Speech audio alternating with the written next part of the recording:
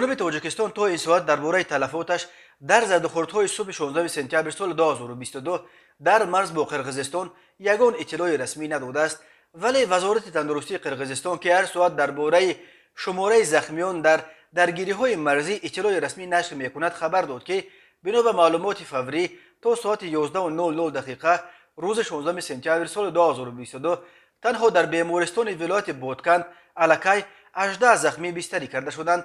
وزارت گفت معلومات درباره وضع این زخمیان و نتیجه های تشخیصشان در دوام روز ارائه کرده می شود. وزارت تندرستی قرقیزستان تا ساعت 10 درباره بستری شدن 11 زخمی در ولایت بادکند خبر داده بود. این نهاد می گوید تمام مؤسسه های تندرستی و خدمات یاری تاجیلی در حدود ولایت بادکند به رژیم شدید کار گذاشتند. در شفاخانه ها مقدار کافی خون، داروواری و مصنوعات طبی برای رساندن یاری طبی وجود دارد، گفته می شود در اطلاعیه وزارت تندرستی قرقیزستان. خدمات مطبوعات کمیته دولتی امنیت ملی قرقیزستان خبر داد که مذاکرات هیئت‌های تاجیکستان و قرقیزستان پیرامون آتش بس شروع شده است.